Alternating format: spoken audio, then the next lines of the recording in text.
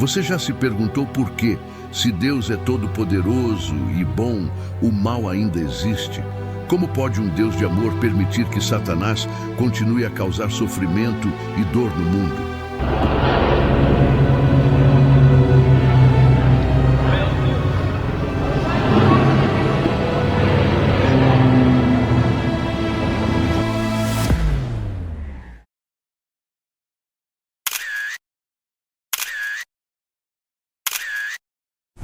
Hoje, vamos explorar uma das questões mais profundas e antigas da humanidade. Imagine um jardineiro que cuida do seu jardim com amor e dedicação, dia após dia, regando, podando e cultivando. Mas, ao invés de arrancar todas as ervas daninhas, ele as deixa crescer. Será que ele sabe algo que nós não sabemos? Será que existe um propósito maior por trás de sua decisão? Vamos descobrir juntos, enquanto mergulhamos nessa reflexão sobre a natureza de Deus, o livre-arbítrio e a existência do mal. Para compreendermos por que um Deus bom permite a existência do mal, precisamos primeiro entender o conceito fundamental de livre-arbítrio. O livre-arbítrio é a capacidade de fazer escolhas que não são predeterminadas por fatores externos ou divinos. No contexto teológico, significa que Deus nos deu a liberdade de escolher entre o bem e o mal, permitindo que façamos nossas próprias decisões e, consequentemente, arcando com as consequências dessas escolhas. Agora, imagine um pai que permite que seu filho cometa erros. À primeira vista, pode parecer estranho que um pai amoroso permita que seu filho sofra as consequências de suas más escolhas. No entanto, o pai faz isso porque sabe que, ao permitir que o filho enfrente desafios e até mesmo falhe, ele está dando ao filho a oportunidade de aprender, crescer e se tornar uma pessoa mais forte. Da mesma forma, Deus nos concedeu o livre-arbítrio, a capacidade de escolher entre o bem e o mal, como uma forma de nos moldar e nos transformar. Ele nos deu essa liberdade para que pudéssemos amadurecer, crescer espiritualmente e desenvolver uma relação verdadeira e autêntica com Ele. No entanto, com essa liberdade vem uma responsabilidade imensa. Em Gênesis capítulo 3, encontramos a história de Adão e Eva, os primeiros seres humanos criados por Deus. Eles viviam no Jardim do Éden, um lugar de perfeita harmonia e paz.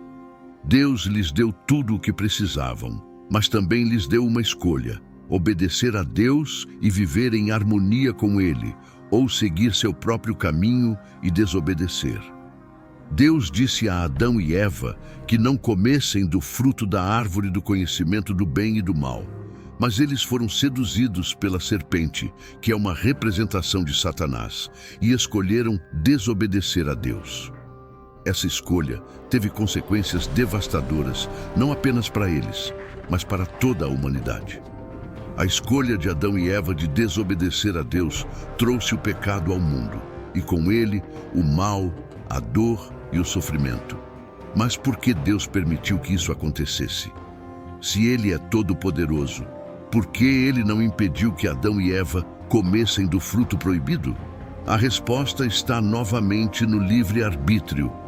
Deus não queria criar seres que o adorassem apenas porque não tinham outra escolha. Ele queria que sua criação o escolhesse livremente, com um amor verdadeiro e voluntário. Esse amor só pode existir em um contexto onde há a possibilidade de rejeição.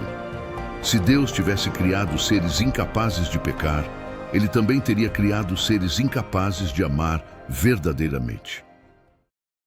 Aqui, introduzimos a figura de Satanás. De acordo com as Escrituras, Satanás era originalmente um anjo criado por Deus, chamado Lúcifer, cuja beleza e poder eram incomparáveis. No entanto, Lúcifer permitiu que o orgulho corrompesse seu coração, desejando ser como Deus, e eventualmente se rebelou contra ele. Essa rebelião levou à sua expulsão do céu, transformando-o no inimigo de Deus e da humanidade. Agora, surge uma pergunta crucial.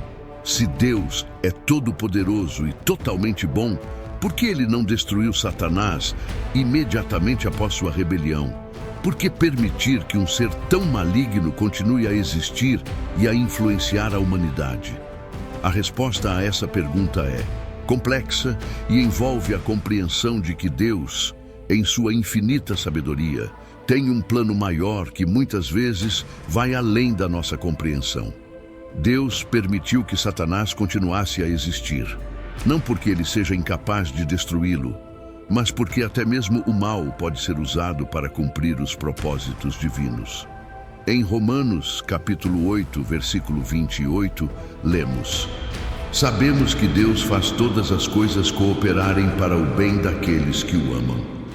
Esse versículo nos revela que Deus é capaz de transformar até as piores circunstâncias em algo que contribua para o bem final daqueles que são seus filhos. Mesmo a presença do mal no mundo pode ser usada por Deus para moldar o caráter, fortalecer a fé e desenvolver a perseverança em seu povo. Deus, em sua soberania, permite que o mal exista temporariamente porque ele está trabalhando em algo muito maior e mais grandioso do que podemos imaginar. A teologia cristã ensina que a existência do mal não é um reflexo da fraqueza de Deus, mas parte de um plano maior para a humanidade. Esse plano inclui a redenção da criação por meio de Jesus Cristo. Deus não é apenas um observador passivo dos acontecimentos do mundo. Ele está ativamente redimindo o mundo, e parte dessa redenção envolve permitir que o mal exista por um tempo, para que o bem possa ser ainda mais glorificado. Pense nisso, a luz é mais brilhante em contraste com a escuridão, e o amor é mais poderoso quando enfrentado pelo ódio. Um exemplo claro desse conceito é a crucificação de Jesus Cristo, o Filho de Deus. Aos olhos do mundo, esse foi um dos atos mais terríveis de maldade. A morte do único ser humano sem pecado que veio ao mundo para salvar a humanidade. No entanto, esse ato, aparentemente trágico, foi parte do plano de Deus para redimir a humanidade. Como lemos em João, capítulo 16, versículo 33. Neste mundo vocês terão aflições. Contudo, tenham ânimo, eu venci o mundo. A crucificação de Cristo não foi o fim, mas o começo da vitória sobre o pecado e a morte. Sua ressurreição foi a prova de que o mal não terá a palavra final e que, em última instância, Deus prevalecerá. Dessa maneira, a história da redenção nos mostra que Deus está no controle, mesmo quando o mal parece prevalecer. Ele usa todas as coisas, inclusive o mal, para cumprir seus propósitos eternos. Como um grande tapeceiro, Deus está tecendo uma tapeçaria cósmica, onde cada fio, por mais escuro que seja, contribui para o quadro final que será revelado em sua plenitude no fim dos tempos. É importante destacar que Deus não é o autor do mal. Ele é a fonte de toda bondade, amor e justiça.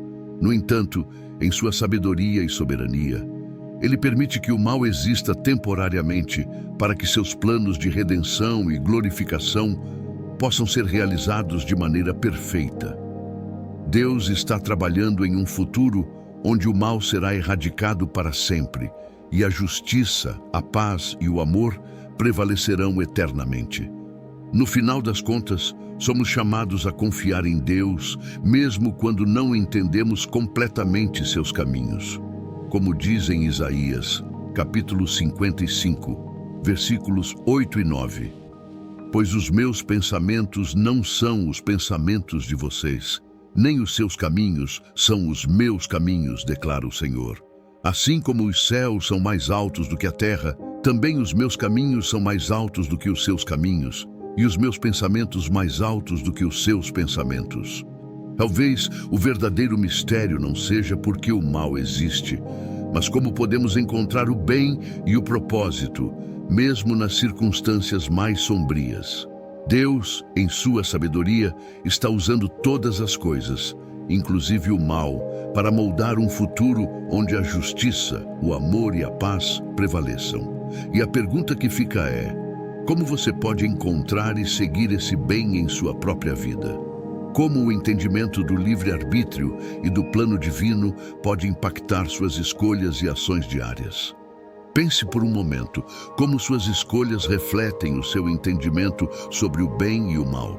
Será que você está usando seu livre-arbítrio para crescer espiritualmente, aprender com seus erros e buscar uma vida que glorifique a Deus?